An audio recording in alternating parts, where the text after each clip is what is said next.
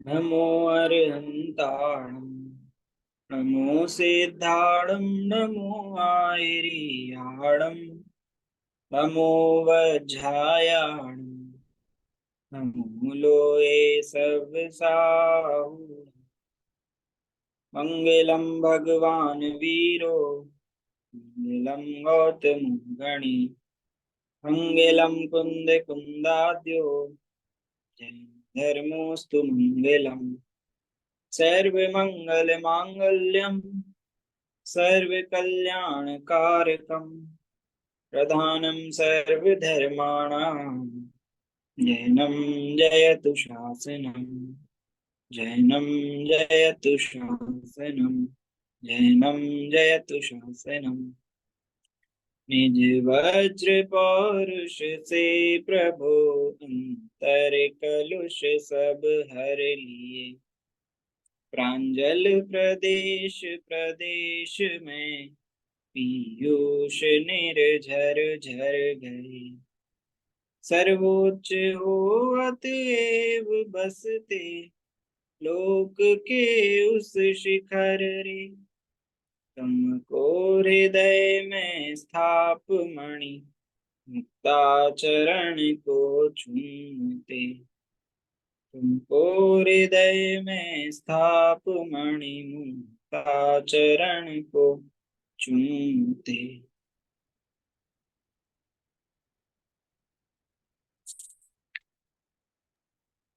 तो कल हमने चर्चा करी थी कि ज्ञानी जीवों का चिंतन किस प्रकार का रहता है कि अरे मिट्टी की काया बीज महकता चिन्मय भिन्न अतीब शुभाशुभ की जड़ता तो दूर पराया ज्ञान वहां पर की कि इतने अनादि काल से इस संसार रूपी भववन में भवअटवी में जंगल में घनघोर भयानक जंगल में घूमते हुए रहने पर भी जो ये अनंत पुद्गल परमाणु में जो शरीर है उसके बीच में रहने पर भी इस मिट्टी की काया के बीच में रहने पर भी जो सुगंधित तत्व है वो चैतन्य तत्व है वो बिल्कुल उससे अत्यंत भिन्न अभी भी महक रहा है और उसके अंदर ना शुभाशुभ भावों की जड़ता है और साथ में इतना अधिक वहां पर उसको शुद्ध बताया गया है कि उसमें पराया ज्ञान अर्थात पर ज्ञेय का जो ज्ञान भी है वो भी परकीय है वो भी पर है वो भी उस शुद्ध स्वरूप में नहीं है ऐसा यहाँ पर बताया था। उसके बाद आगे लिखा है अहो चित परम अकर्ता नाथ अरे वह निष्क्रिय तत्व विशेष अपरिमित अक्षय वैभव कोश सभी ज्ञानी का यह परिवेश। क्या कहते हैं कि भगवान आत्मा जो है जो चैतन्य स्वरूप वह परम अकर्ता नाथ है परम अकर्ता है पर द्रव्य का कर्ता तो है ही नहीं अपनी पर्यायों का भी कर्ता नहीं है अपनी भी शुद्धा शुद्ध पर्यायों का हेर फेर करने वाला नहीं है।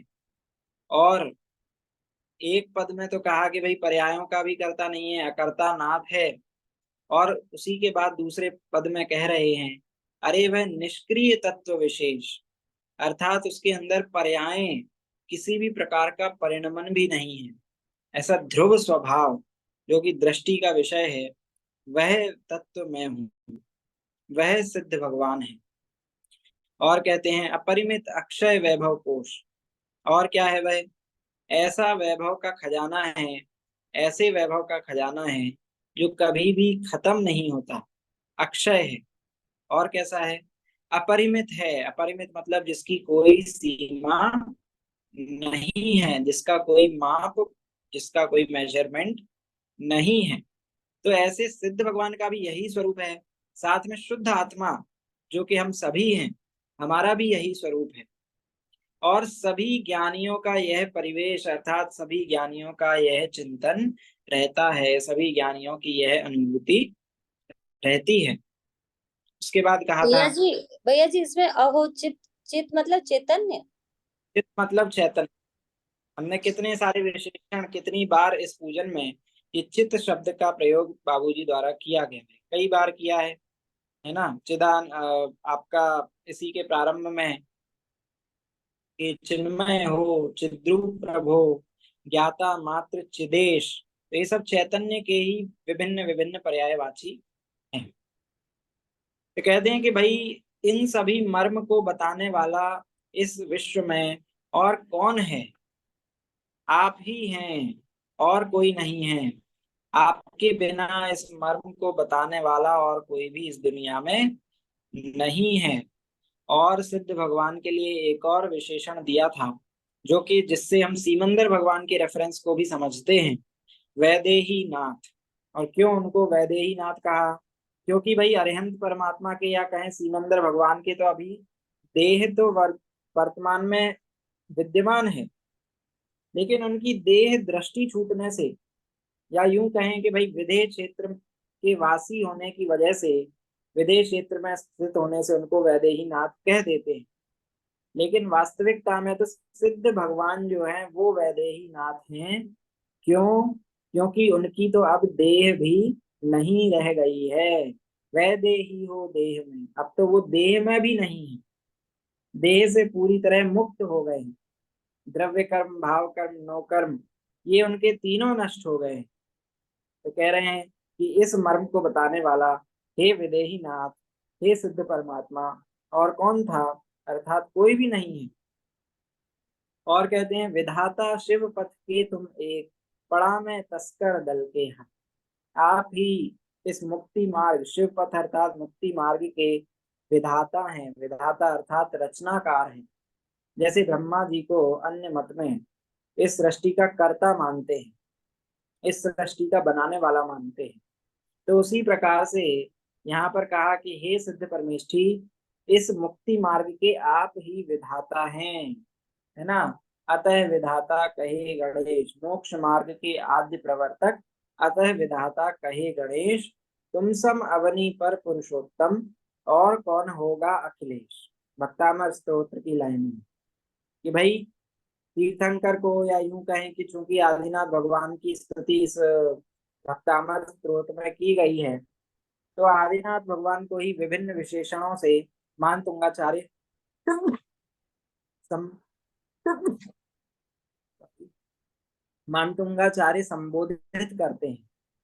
कैसे संबोधित करते हैं कि हे भगवान, आप ही शंकर हैं, आप ही ब्रह्मा हैं, आप ही विष्णु हैं, आप ही गणेश हैं, आप ही बुद्ध हैं। और ऐसा नहीं कि मात्र इन नामों को बता दिया, सिर्फ इन नामों से भगवान को संबोधित किया, अपितु इन नामों को देने के पीछे, इन नामों से भगवान को संबोधित करने के पीछे कारण भी बताया। तो उन्होंने कहा कि हे भगवान आप गणेश हैं। क्यों गणेश हैं? क्योंकि भाई जिस प्रकार किसी भी कार्यक्रम की मंगलमय शुरुआत के लिए सबसे पहले गणेश को याद करते हैं अन्य मतावलंबी, तो उसी तरह इस मुक्ति मार्ग में भी सबसे पहले मुक्ति मार्ग के उस पर चलने के पहले सबसे पहले किसी को याद किया जाएगा तो किनको किया जाता है कि आप मोक्ष मार्ग के आद्य प्रवर्तक हैं। सबसे पहले इस मोक्ष मार्ग का इस चतुर्थ काल में, इस हुंडा सर्पणी चतुर्थ काल में, अ, इस भरत क्षेत्र में आप ही उसके प्रवर्तन करने वाले हैं, आप ही उसको चलाने वाले हैं। तो इसलिए हम सबसे पहले आपको ही गणेश मानकर नमस्कार करते हैं। आपके जैसा इस अवनी पर, इस धरती पर और कौन पुरुषोत्तम है, और कौन महान पुरुष है? और कोई भी इस धरती पर आपके समान महान नहीं है। तो ठीक वैसे ही यहाँ पर भी कहा कि हे विदेही नाथ, आप इस शिव पथ के मुक्ति मार्ग के विधाता हैं, और मैं भी आपकी तरह ही हूँ। ऊपर की पंक्तियों में समानता बताई कि भाई शुद्ध आत्मा और सिद्ध परमेष्टि में क्या क्या समानता होती, लेकिन इस पंक्ति में अब वो कहते हैं कि मैं तो आपकी तरह ही था, लेकिन क्या करूं, मैं तस्कर दल के हाथ में पड़ गया। तस्कर दल के मतलब अष्टकर्म रूपी लुटेरों के हाथ में मैं पड़ गया।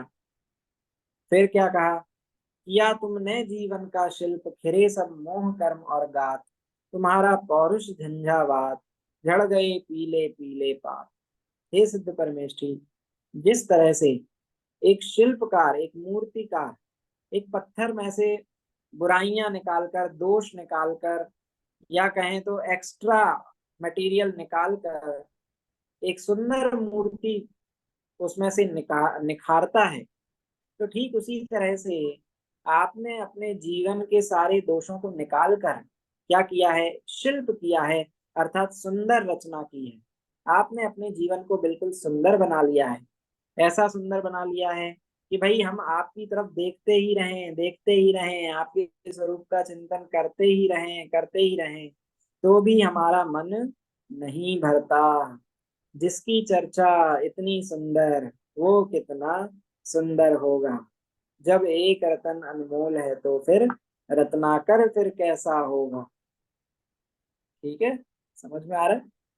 तो कहते हैं कि हे सिद्ध परमेष्ठी, आपने अपने जीवन की सुंदर रचना करी, आपने अपने परिपूर्ण स्वरूप को प्राप्त किया, और खिरे सब मोह कर्म और गा, आपके सारे मोह, मोह अर्थात होता है भाव कर्म, कर्म अर्थात यहाँ पे समझना द्रव्य कर्म, और गात अर्थात वैसे अगर शाब्दिक अर्थ देखा जाए तो गात का अर्थ होता है शरीर। तो सिद्ध भगवान का वैसे तो शरीर भी नहीं है, और साथ में शरीर से यहाँ पर मात्र शरीर को ही नहीं समझना, अपितु नो कर्म को भी समझना चाहिए। कि भाई हे सिद्ध परमेष्ठी, आपके ना भाव कर्म है, ना द्रव्य कर्म है, और ना नो कर्म है, तो आप इन सभी से रहित हैं। और क्या कहते हैं, तुम्हारा पौरुष झंझावात झड़ गए पीले पीले पात। हे सिद्ध परमेष्ठी, आपका जो पौरुष था, आपका जो पुरुषार्थ था, वो इतना भया, कहें कि इतना तेज था, आंधी के समान इतना प्रचंड था कि सारे पत्ते, कर्म रूपी पत्ते जो थे, 148 कर्म प्रकृतियां थी, वो सारे सूखे पत्तों की तरह झड़कर बिखर गई और आपसे बिल्कुल भिन्न हो गई, है ना। अब इस तरह से भी हम उसका दूसरा अर्थ समझ सकते हैं कि तुम्हारा पौरुष झंझावात। अब झंझावात में जो होता है, उसमें जो बड़े बड़े वृक्ष हैं वो भी उखड़ जाते हैं। तो झंझावात से यहाँ पे यह कहकर समझाया है कि सबसे पहले तो आपने द्रव्य कर्मों का नाश किया, द्रव्य कर्मों में भी आपने चार घातीय कर्मों का नाश किया, जिसके लिए बहुत पुरुषार्थ की आवश्यकता पड़ती है। तो आपने उन चार घातीय कर्मों का नाश किया, और उसके बाद शेष बचे हुए जो आघातीय कर्म, अब आघातीय कर्मों में इतनी शक्ति नहीं होती कि वो जीव को अनंत सुख होने से रोक सके, अनंत ज्ञान, अनंत दर्शन, अनंत सुख और अनंत वीर्य को होने से रोक सके, इतनी शक्ति तो नहीं होती है। तो फिर वो कहते हैं कि ये पीले पत्तों की तरह है, पीले पत्ते को उड़ाने के लिए तूफान की तो आवश्यकता नहीं है, वो तो मात्र हवा के झोंके से भी टूटकर गिर जाते हैं। तो कहा कि भाई ये आघातिया कर्म भी है, बाद में ये अपने आप बिना किसी आपके पुरुषार्थ के झड़ गए, अर्थात आप उन आघाती कर्मों से भी रहित हो गए। तो इस तरह से आपने द्रव्य कर्मों का भी नाश किया और साथ में भाव कर्म का भी नाश किया। समझ में आया। इधर तक हमने कल चर्चा करी थी। अब हम थोड़ा आगे चर्चा करते हैं। क्या कहते हैं, नहीं प्रज्ञा आवर्तन शेष, हुए सब आवागमन अशेष। हरे प्रभु चिर समाधि में लीन, एक में बसते आप अनेक। क्या कहते हैं, हे भगवान, आपके कोई भी प्रज्ञा आवर्तन शेष नहीं रह गए हैं। प्रज्ञा आवर्तन का अर्थ क्या होता है, प्रज्ञा आवर्तन का अर्थ होता है व्यक्ति परिवर्तन। व्यक्ति परिवर्तन का क्या अर्थ होता है, व्यक्ति परिवर्तन का अर्थ होता है एक ज्ञेय से दूसरे ज्ञेय की ओर उनको जानने का भाव होना, मन में एक ज्ञेय को छोड़कर दूसरे ज्ञेय को जानने की इच्छा का होना, यह कहलाता है व्यक्ति परिवर्तन। और उसी को यहाँ कहा गया है प्रज्ञा, प्रज्ञा आवर्तन। प्रज्ञा मतलब होता है ज्ञान, और आवर्तन मतलब होता है उसका बदलना। तो हम लोगों के अंदर ऐसी इच्छा अभी वर्तमान में होती है कि हम 40 मिनट तक तो हमारा यहाँ कक्षा में मन लगता है, उसके बाद फिर जैसे ही 40 से 41 मिनट होते हैं और हमारा मन यहाँ वहाँ जाने लगता है। कई बार तो ऐसा होता है कि बैठे कक्षा में रहते हैं, लेकिन मन जो होता है वो कहीं पर और घूम रहा होता है। घर में अगर सोचिए आपने दूध गैस पे रखा हो, और दूध गैस पे रख के मंदिर में आ गए हो और पूजा प्रारंभ कर ली हो, तो पूरे टाइम पूजा होगी, भगवान की पूजा होगी कि दूध की पूजा होगी? उस टाइम तो दूध की पूजा होती है ना? तो यहाँ बैठे बैठे भी हमारा उपयोग कहाँ कहाँ जाता है, ये हम कभी कभी पकड़ नहीं पाते और कभी कभी पकड़ भी लेते हैं। लेकिन सिद्ध भगवान को इस तरह से ज्ञेय से ज्ञेयांतर जानने की कोई भी इच्छा नहीं होती है। ऐसी सारी इच्छाएं उनकी अब शेष नहीं रह गई हैं। क्यों नहीं रह गई हैं? क्योंकि भाई लोका लोक झलकता जिसमें, ऐसा प्रभु का केवल ज्ञान। ऐसा केवल ज्ञान उनको प्रकट हुआ है कि भाई सारा तीन लोक और साथ में अलोक भी वो उनके ज्ञान में झलकता है। और शास्त्रों में ऐसा भी आया है कि एक लोक तो क्या, ऐसे अनंत भी लोग होंगे, तो ज्ञान में उनको जानने की सामर्थ्य होती है। तो ऐसा कैवल्य ज्ञान उनको प्रकट हो गया है, जहाँ पे सारे गेय उनको एक साथ दिखाई दे रहे हैं। तो अब उनको गेयों को बदलने की, कि कभी इस गेय को जानूं कभी उस गेय को जानूं, इस तरह से गेय अंतर को जानने की इच्छा उनके शेष नहीं रह गई। समझ में आया? तो नहीं प्रज्ञा आवर्तन शेष, अर्थात हे सिद्ध परमेष्ठी, आपको एक गेय को छोड़कर दूसरे गेय को जानने की, दूसरे को छोड़कर तीसरे गेय को जानने की, इस तरह से गेय परिवर्तन की इच्छा जो है अब उसकी, वह इच्छा शेष नहीं रह गई। आपका ज्ञप्ति परिवर्तन नहीं होता। आगे कहते हैं, और जब आपका ज्ञप्ति परिवर्तन नहीं होता है, तो हुए सब आवागमन अशेष। अब आपको जब जानना ही नहीं है, एक गेय से दूसरे गेय को जानने की तरफ आपका मन ही नहीं जाता है, तो फिर अब आपके सारे आवागमन मतलब आना और जाना, वो भी क्या हो गए हैं? वो भी अशेष हो गए हैं। अशेष मतलब अब शेष नहीं रहे। शेष मतलब होता है बचा रहना, अशेष मतलब होता है शेष का उल्टा। अ लगा देते हैं तो उसका मतलब हो जाता है शेष नहीं होना। तो अब आपके आवागमन मतलब कहीं आने और जाने की इच्छा भी जो है वो समाप्त हो गई है। आपका गमन और आगमन भी अब समाप्त हो गया है। मतलब अब आपको कहीं भी जाने की, अब कहीं भी आने की आपकी कोई, उसका कोई काम ही नहीं है। क्यों नहीं है? क्योंकि अब आपको जानने की भी लालसा नहीं रही है, किसी वस्तु को भोगने की भी लालसा नहीं रही है। तीन लोग जानने में आ रहे हैं। तो अब आप सभी आवागमन से अशेष हो गए। और कहते हैं, अरे प्रभु चिर समाधि में लीन, एक में बसते आप नहीं। हे भगवान, आप चिर समाधि में लीन हो गए हैं। चिर समाधि अर्थात ऐसी समाधि में लीन हो गए हैं जहां से अब आप कभी भी बाहर निकल कर नहीं आएंगे। समाधि मतलब ऐसी शांत दशा, ऐसी सुखरूप अवस्था जहां से फिर आप कभी निकल कर नहीं आएंगे। ऐसी चिर समाधि में हे प्रभु आप लीन हो गए हैं। एक में बसते आप, और क्या कहते हैं, हे भगवान, आप एक में ही अनेक बसते हैं। अब बताइए, एक सिद्ध भगवान में अनंत सिद्ध भगवान बस सकते हैं, रह सकते हैं कि नहीं रह सकते हैं? रह सकते हैं। तो भाई कैसे रह सकते हैं? अगर दूसरे सिद्ध भगवान किसी और में जाके रहने लगे, तो फिर इनके ज्ञान और इनका ज्ञान जो है वो दोनों मिक्स नहीं हो जाएंगे? उनका सुख और इनका सुख मिक्स नहीं हो जाएगा? दीपक अंकल जी, क्या नहीं लगता हो है? नहीं हो नहीं। जाएगा। हाँ, क्यों नहीं होगा भाई? कि वहां क्षेत्र एक होने के बावजूद, क्षेत्र एक होने पर भी द्रव्य काल और भाव समस्त सिद्धों के भिन्न भिन्न है। और वास्तविकता में देखा जाए तो क्षेत्र भी स्व क्षेत्र को छोड़कर आत्मा के प्रदेश दूसरे क्षेत्र में कभी भी मिलते नहीं है। तो जो स्व क्षेत्र अरिहंत जो हमारे आदिनाथ भगवान का है, और वहीं अगर और अनंत सिद्ध भी विराजमान हैं, बिल्कुल वहां अनंत सिद्ध विराजमान होंगे। इस मध्य लोक में, ढाई द्वीप में कोई भी ऐसा क्षेत्र बाकी नहीं है जहां से सिद्ध भगवान नहीं मोक्ष गए हों। हम जहाँ बैठे हैं वहां पर भी सिद्ध क्षेत्र है। हम कहीं भी जंगल में जाएं तो जंगल में भी है, समुद्र में जाएं तो समुद्र में भी है। ऐसा कोई भी स्थान इस 2.5 द्वीप में नहीं है कि जहां से सिद्ध परमेष्ठी मोक्ष नहीं गए। तो कहते हैं कि भाई एक जगह पर अनंत सिद्ध होने के बाद भी कोई भी सिद्ध एक दूसरे से मिलते नहीं है, सबका क्षेत्र भिन्न भिन्न रहता है। ऐसा समझ में तो आता है कि एक में बसते आप अनेक, एक के ही अंदर अनंत सिद्ध बस रहे हैं, लेकिन फिर भी वहां पर भी सबकी सत्ता न्यारी न्यारी रहती है, कभी भी एक नेक नहीं होती।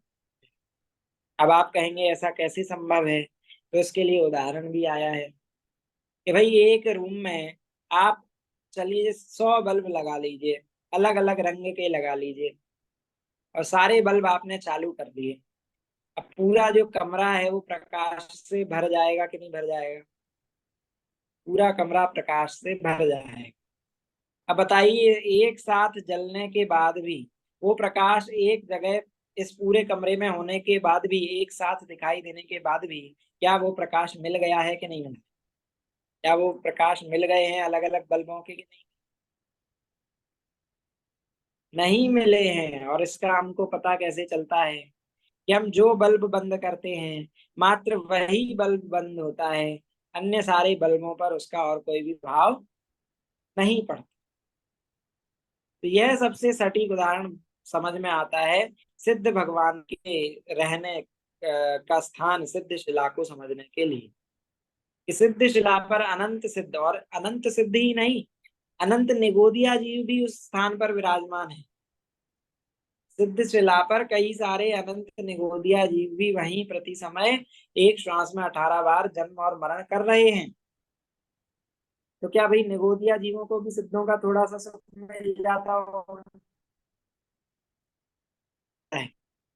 निगोदिया जीव सिद्ध शिला पर हैं, हम भावना भा रहे हैं हम भी सिद्ध शिला पर पहुंच जाए, हम भी सिद्ध शिला पर पहुंच जाएंगे। तो फिर क्या हमको भी सिद्ध भगवान का सुख मिल जाएगा कि नहीं मिलेगा? वहां जो निगोदिया हैं उनको सिद्ध भगवान का थोड़ा सा सुख तो मिल जाएगा? नहीं मिलेगा। क्यों नहीं मिलेगा? क्योंकि क्षेत्र भले ही एक हो, लेकिन द्रव्य काल और भाव और वास्तविकता में देखा जाए तो स्व क्षेत्र वो सभी जीवों का साथ में रहने पर भी बिल्कुल भिन्न भिन्न होता है। तो उस स्थान पे निगोदिया जीव होने के बाद भी, एक सिद्ध में अनंत सिद्ध होने के बाद भी, किसी का सुख, किसी का ज्ञान, किसी के अनंत गुण एक दूसरे से ओवरलैप नहीं करते हैं, एक दूसरे को बाधा खड़ी नहीं करते हैं। वैसे एक में बसते आप अनेक, ऐसे सिद्ध परमेष्ठी हैं। सारे अनंत सिद्धों को याद कर लिया। और क्या कहते हैं? तुम्हारा चित प्रकाश कैवल्य, कहें तुम ज्ञायते लोकालो, अहो बस ज्ञान जहाँ बोली, वही है ज्ञेय वही है भोग। क्या कहते हैं? हे सिद्ध परमेष्ठी, आपका जो चित्त प्रकाश है, जो ज्ञान का प्रकाश है, उसको हमने क्या नाम दे दिया है? कैवल्य नाम दे दिया है। कैवल्य का अर्थ क्या होता है, आपको क्या समझ में? एक। कैवल्य मतलब होता है केवल, एक। केवल मतलब ओनली। तो कैवल्य ज्ञान हम कहते हैं तो इसका मतलब क्या हुआ? ओनली ज्ञान, केवल ज्ञान प्रकट हो गया है। तो केवल ज्ञान तीन लोगों को जानने के कारण है, या केवल ज्ञान एक अपने भगवान आत्मा को जानने के कारण? एक अपने भगवान, एक भगवान है अपने। हाँ, कैवल्य ज्ञान जो है, वो केवल ज्ञान जो नाम है, वो तीन लोगों को एक साथ जानने के कारण नाम नहीं पाता है। कैवल्य ज्ञान जो नाम पाता है, वो एक भगवान आत्मा को पूर्ण रूप से जानने पहचानने, उसी में अपनत्व करने से नाम पाता है। अपनत्व करने का काम तो श्रद्धा का है, लेकिन से सिर्फ भगवान आत्मा को जानने में ही पूरा लोकालोक जानने में आता है ऐसा ज्ञान का स्वभाव है। जब आप दर्पण देखते हैं, जब आप कांच देखते हैं, शीशा देखते हैं, मिरर देखते हैं, तो ये बताइए, मिरर देखते हैं कि मिरर में झलकने वाले जो समस्त पदार्थ हैं उनको देखते हैं? क्या है वो, ये हैं कि वो भी मिरर ही है? ये झलकते जो हमारे इस दर्पण में झलकने वाले जो पदार्थ हैं, तो आप पदार्थों को देखते हैं कि दर्पण को ही देखते हैं? पदार्थों। आपने अपने और अपने दर्पण को अपने मुख के सामने लाए तो ये पूरा मुख उसमें आपका झलकने लगा। अब बताइए वास्तविकता में आप क्या देख रहे हैं? मुख को देख रहे हैं कि दर्पण को देख रहे हैं? समझने वाला कॉन्सेप्ट। ऐसा एक कोट है, दर्पण में दुख, सॉरी, दर्पण में मुख और विषयों में सुख, लगता तो है, दिखता तो है, लेकिन होता नहीं है। दर्पण में बनने वाला जो हमारा प्रतिबिंब है, वो किसकी पर्याय है? हमारे मुख की पर्याय है या दर्पण की ही पर्याय है? बताइए। हमारे मुख की पर्याय। हमारा मुख उसमें चला गया क्या? अच्छा, आपकी पर्याय है, तो हमारे हटने के बाद भी दर्पण में रहना चाहिए।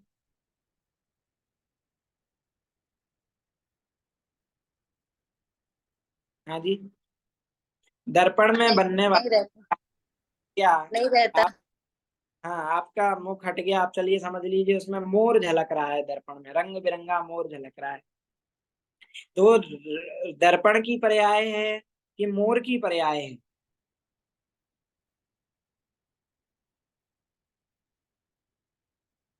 दर्पण के आगे मोर कर रहा है, तो वो दर्पण की पर्याय है। दर्पण में जो प्रतिबिंब बन रहा है वो दर्पण की पर्याय है या मोर की पर्याय है?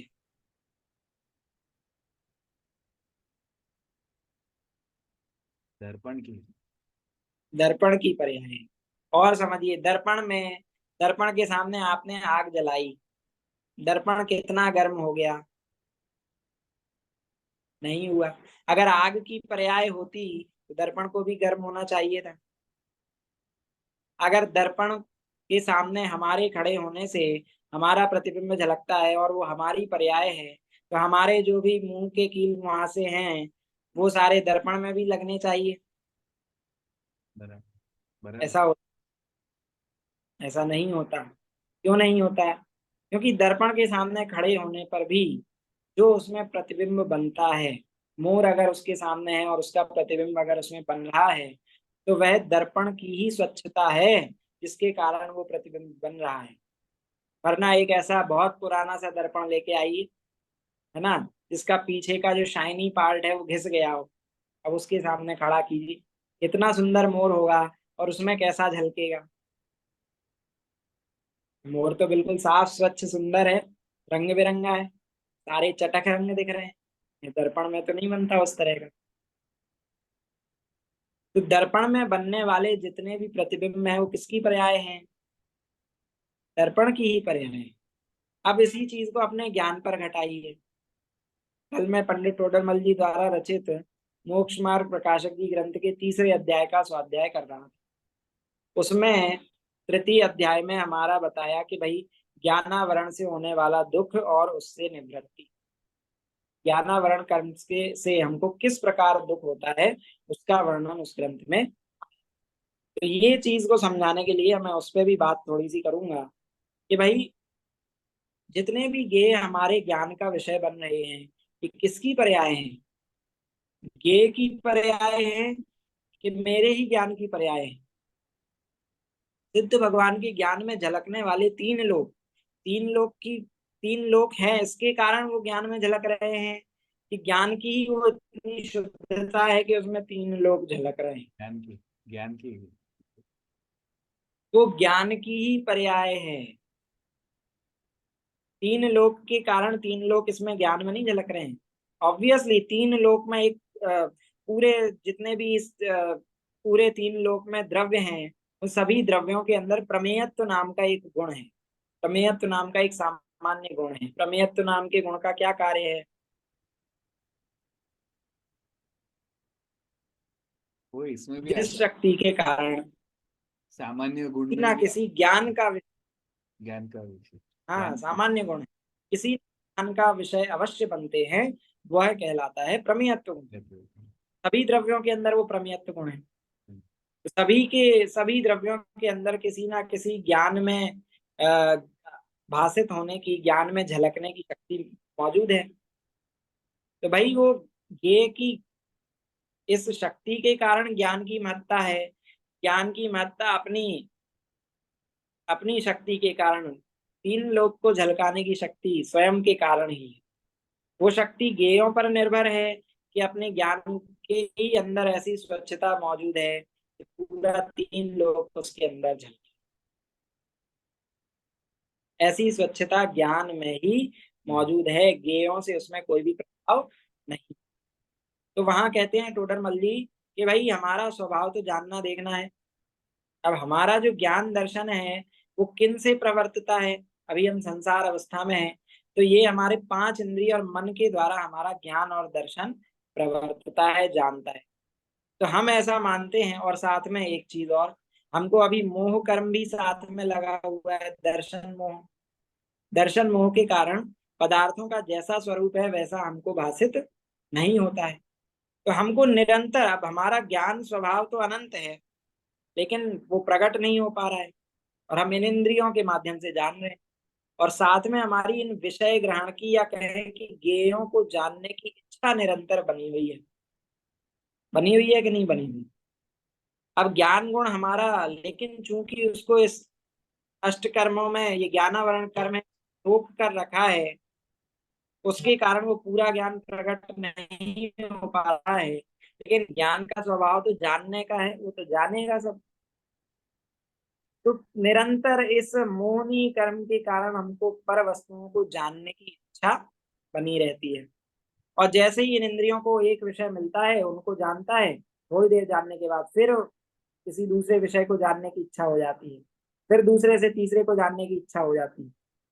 अब भाई अपना ही ज्ञान, अपने ही ज्ञान से, अपने ही ज्ञान में उन ज्ञेयों को जाना, लेकिन हमको ऐसा लगता है कि ये विषयों को जानने से हमको सुख।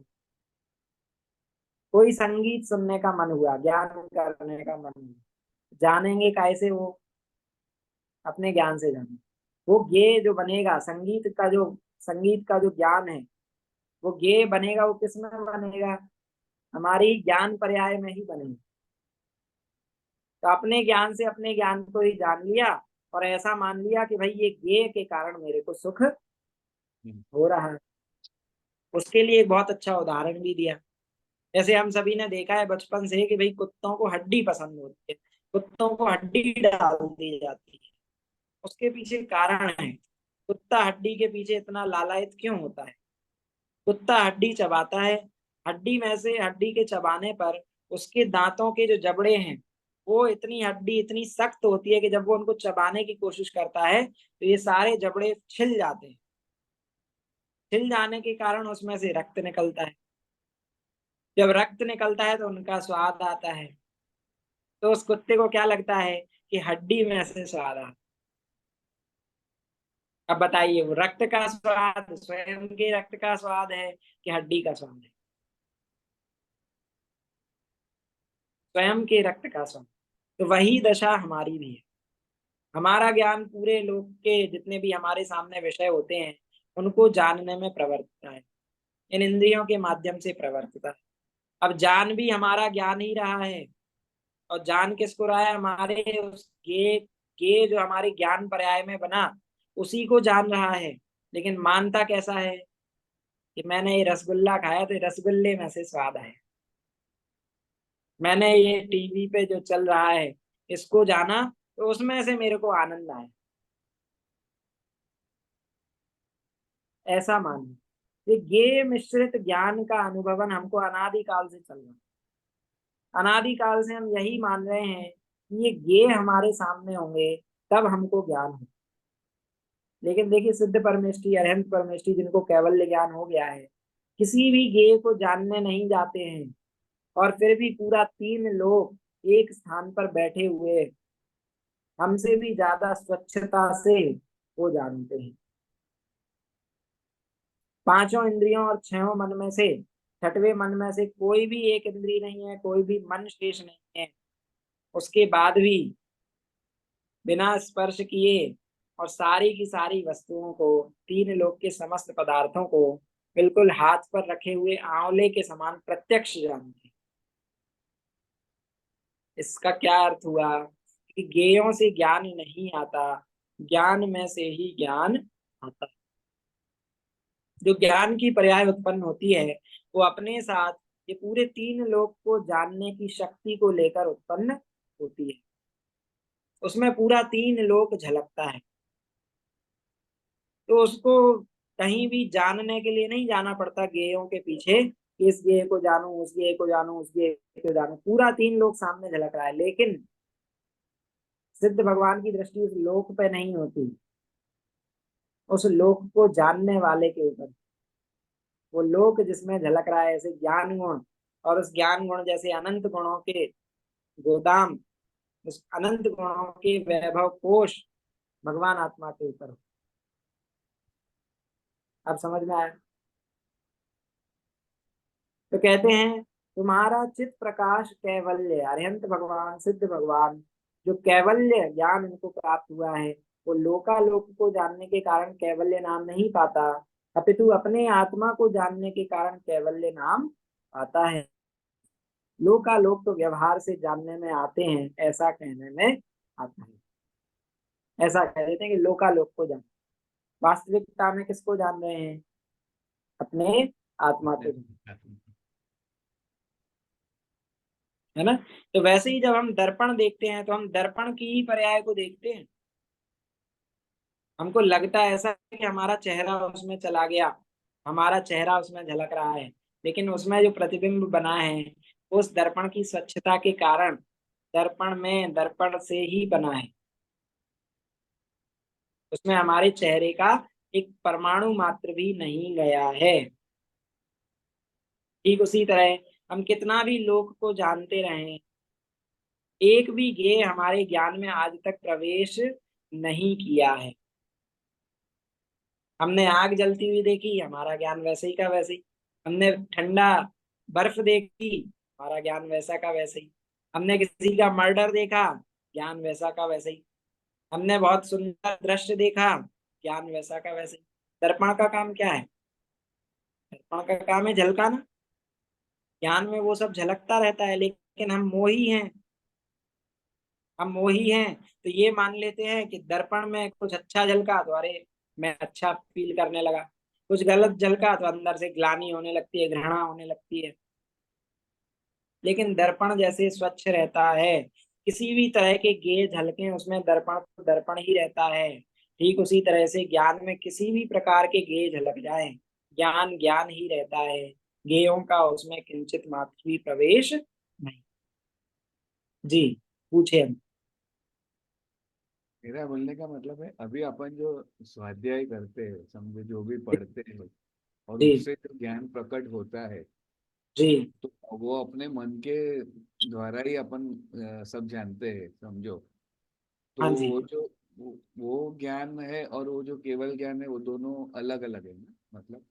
देखिए ज्ञान देखा जाए, ज्ञान सामान्य की दृष्टि से देखा जाए तो जो ज्ञान, जैसा ज्ञान हमको प्रकट है वैसा ही ज्ञान वहाँ हम सामान्य ज्ञान, एक जानने की अपेक्षा बात।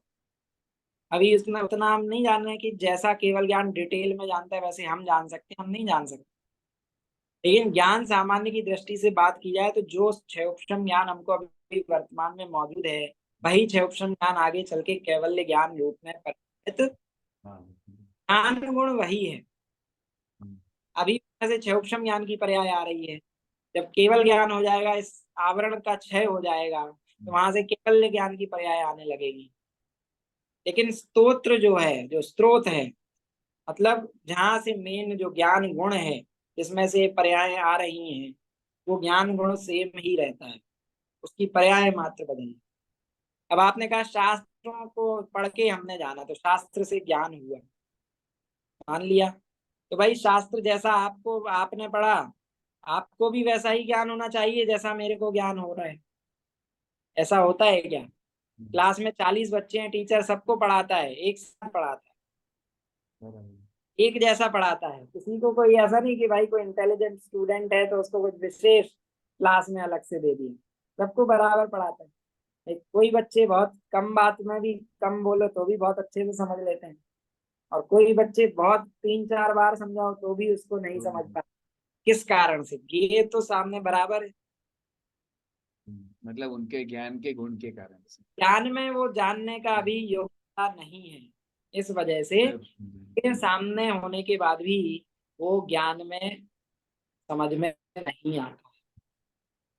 कई बार ऐसा होता है कि सामने हमारी चीज होती है लेकिन फिर भी हम जान नहीं पाते। चश्मा हमारी आंख पे, नाक पे रखा होता है, पूरे में देख लेते हैं आ गया चश्मा। वो चश्मा उस समय ज्ञान का विषय नहीं बनना था, इसलिए वो सामने होने के बाद भी दिखाई नहीं। नहीं देता। और हम जो चीज ढूंढने जाते हैं वो नहीं मिलती। आंटी जी कहती है अरे ये तो रखी थी सामने, तो अरे हमने देखा ही नहीं।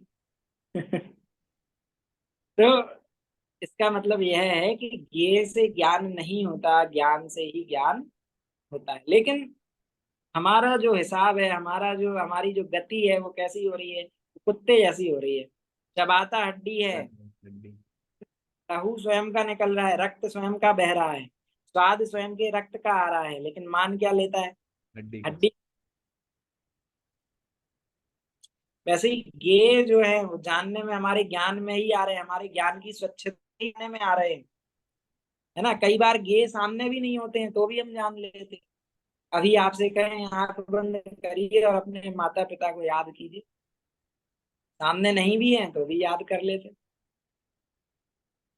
और कई बार बहुत अच्छे से हमको याद भी हो चीज, लेकिन उस समय वो ज्ञान का विषय नहीं बननी हो, कितना भी जोर लगाएं वो याद नहीं नहीं। आता। हमको लगता है पे रखा है उसका नाम, लेकिन वो नाम याद नहीं है, आ नहीं रहा क्या था क्या था। क्यों? क्योंकि वो उस समय वो गे बनने का उसका समय, उसकी योग्यता, उसका काल नहीं होता है, इसलिए ऐसा। तो ऐसे कई सारे, मतलब इस विषय पे तो कितनी चर्चा की जा सकती है, जो ये सिद्ध करता है कि ज्ञेयों से ज्ञान नहीं होता, ज्ञान से ही ज्ञान। कई बार आसपास मच्छर नहीं भी होते हैं तो भी हमको ऐसा लगता है कि अरे मच्छर काट। कितने कितने कार्टून कैरेक्टर्स हैं, कितनी कितनी मूवीज जो है जो बन जाती हैं, ऐसी ऐसी चीजें जो हम सोच ही नहीं, मतलब किसी ने ऑब्वियसली सोची है तभी जाके वो बनाई है। और वो उसकी इस तीन लोक में कहीं पे भी सत्ता नहीं है। गधे के सिर पे सींग, आपसे कहा चलिए गधे के सिर पर सींग, आप इमेजिन कीजिए, इमेजिन कर सकते हैं? कर सकते हैं, आसानी से इमेजिन कर सकते हैं। इमेजिन करने में, सोचने में क्या है? गधे के सिर पे सींग। ये वास्तविकता में होते हैं क्या? नहीं हो। तो ज्ञान के अंदर ऐसी शक्ति है, ज्ञान से ही ज्ञान होता है। हम हमेशा अपने ज्ञान को ही जान रहे हैं, लेकिन बस हमारी दृष्टि जो है वो गेयों पे अटक जाती है, हड्डी पे अटक जाती है, और हम उसमें से निकलने वाले रक्त को नहीं पहचान पाते, अपने ज्ञान के स्वाद को पहचान। ज्ञानी जीवों की दृष्टि क्या होती है? वो दृष्टि बदल जाती है। उसको दिखाई तो देते हैं गेय, लेकिन उनमें भी वो अपने ज्ञायक को नहीं भूलते, अपने जानने वाले को नहीं भूलते। दर्पण के समान निश्चल रहते हैं। कैसा भी स्वरूप सामने बने तो भी वो उससे विचलित नहीं होते। क्यों? दर्पण में चाहे रोने वाला चेहरा बनाओ, दर्पण वैसा का वैसा रहेगा। हंसने वाला चेहरा बनाओ, दर्पण वैसा का वैसा रहेगा। वो बिल्कुल भी रिएक्ट नहीं। तो वैसे ही ज्ञानी जीव भी होते हैं, उनके सामने विषाद का प्रसंग बने तो विषाद नहीं करते। क्यों? वे जानने वाले मान रहे हैं अपने आप। हर्ष का प्रसंग बने, हर्ष नहीं करते। क्यों? क्योंकि वो अपने आप को जानने वाला मान रहे हैं, साक्षी मान रहे हैं।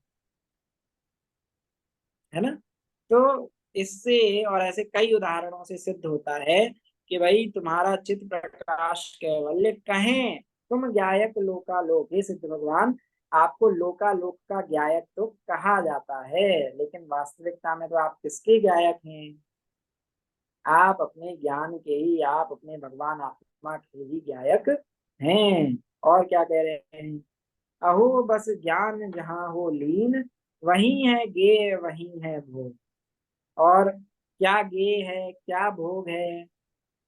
किसको गे कहते हैं, किसको भोग कहते हैं? जहाँ पर ज्ञान लीन हो जाए वही गे हो जाता है, वही भोग बन जाता है।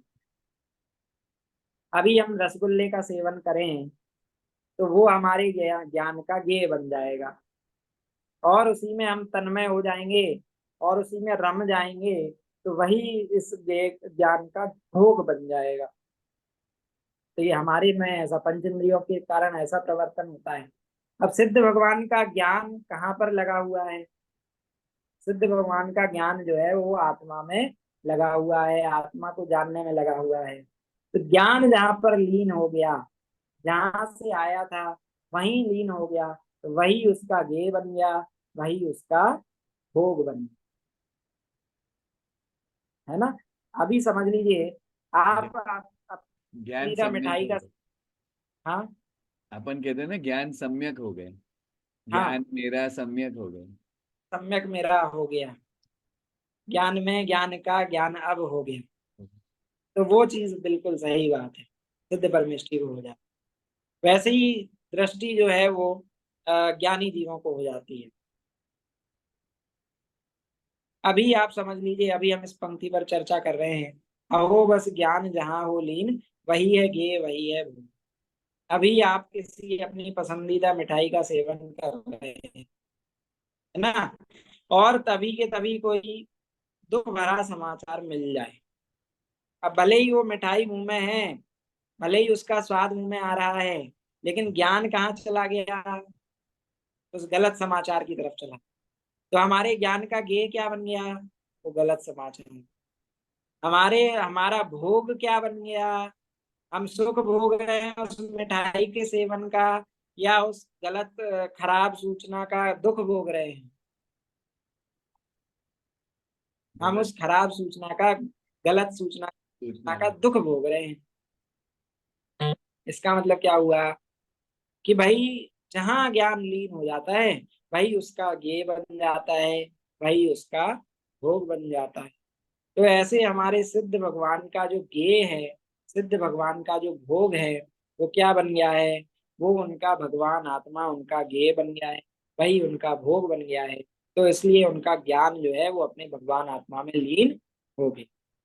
या चूंकि वो अपने भगवान आत्मा में लीन हो गए हैं, तो अब और तीन लोग झलकें तो झलकें, लेकिन वो उनके ज्ञान के गेय नहीं है। तीन लोक के समस्त पदार्थों का सेवन वहां चल रहा हो, हम जिस मिठाई को खाते हैं और जैसा हमको स्वाद आता है, वैसे उससे भी अनंत गुना क्लियर स्वाद सिद्ध परमेष्ठि को आ रहा है। जितनी भी इस लोक में मिठाइयां हैं, वो सारे मिठाइयों का स्वाद एक साथ सिद्ध भगवान को आ रहा है। तब वो उनके लिए भोग होगा कि नहीं होगा? ये होगा कि नहीं होगा? नहीं होगा। क्यों? क्यों नहीं होगा? पहले ही पद में इसका उत्तर दिया गया है, अहो बस ज्ञान ज्ञान जहाँ भी हो ली। सिद्ध भगवान का ज्ञान ज्ञान है वो किसमें लीन है? अपने आत्मा में। गायक में लीन है। ज्ञान हाँ, अपने आत्मा में लीन है। तो वहां भले ही ये सारी चीजें झलक रही हैं, झलकन होने के बाद भी जो ज्ञान का गेय बन रहा है, जो भोग बन रहा है, वो क्या है?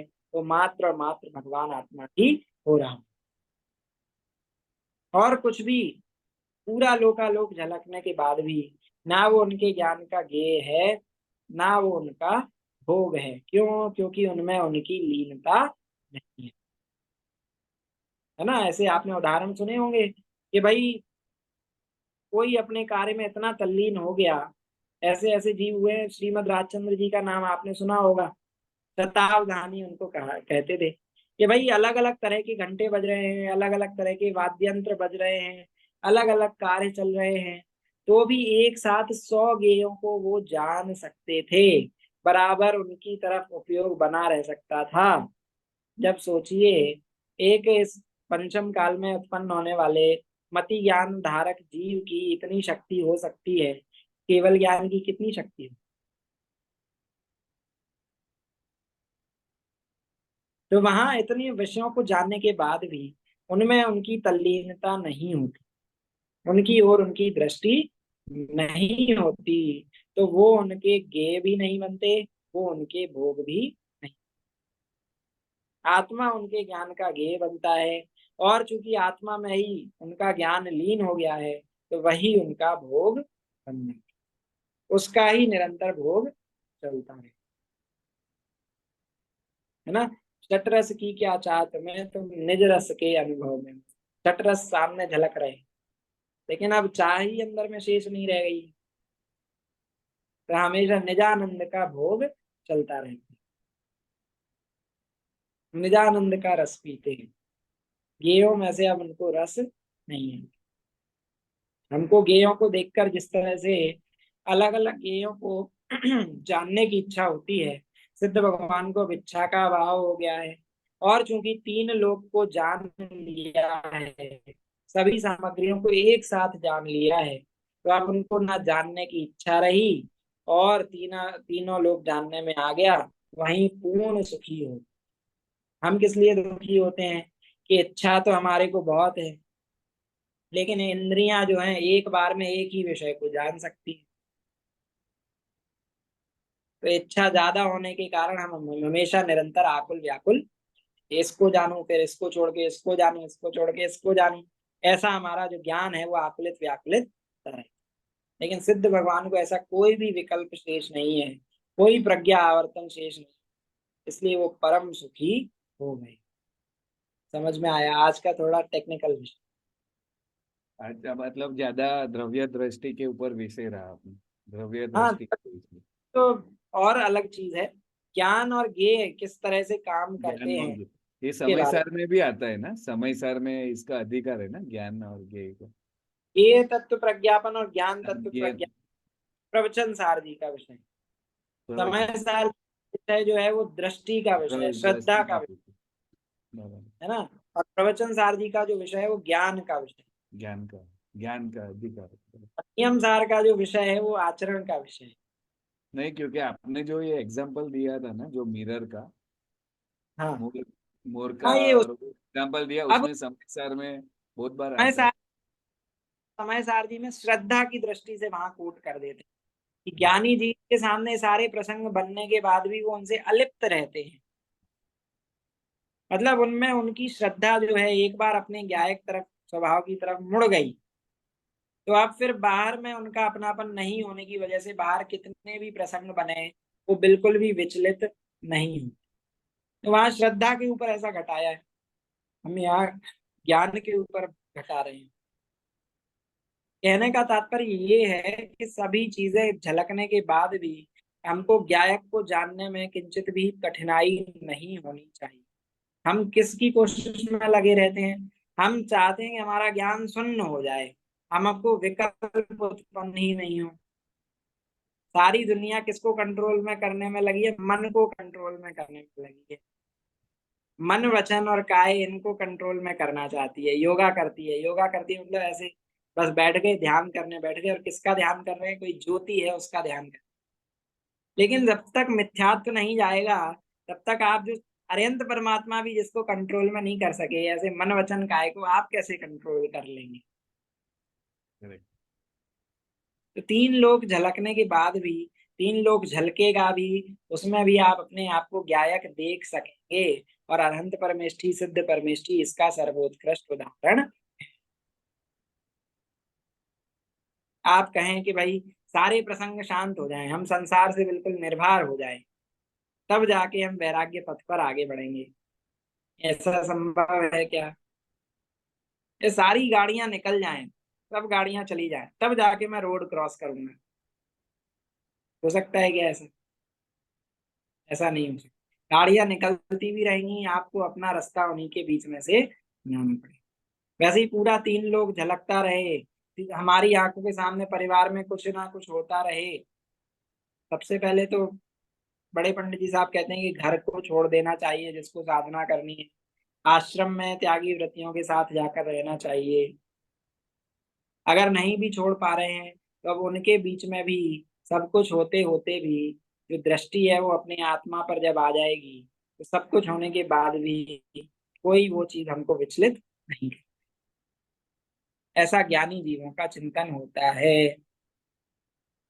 तो ऐसे सिद्ध परमेष्ठी हैं कि अहो बस ज्ञान जहाँ हो लीन, वही है ज्ञेय वही है भोग। कि आपका ज्ञान अपने अंतरात्मा में लीन हो गया है, वही आपका ज्ञेय है, वही आपका भोग है। अन्य कुछ भी जानने लायक नहीं बचा है, अन्य कुछ भी भोगने लायक नहीं बचा है।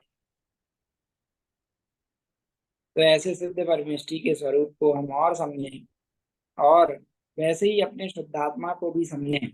शुद्ध भगवान और शुद्ध आत्मा में कोई भी भिन्नता नहीं है, कोई भी अंतर, उससे सुख नहीं होगा। शुद्ध परमेष्ठी जैसे अपने भगवान आत्मा को जा प्रकट करे, इसी मंगल भावना से आज की बात को यही। कोई प्रश्न हो आपका तो आप पूछ सकते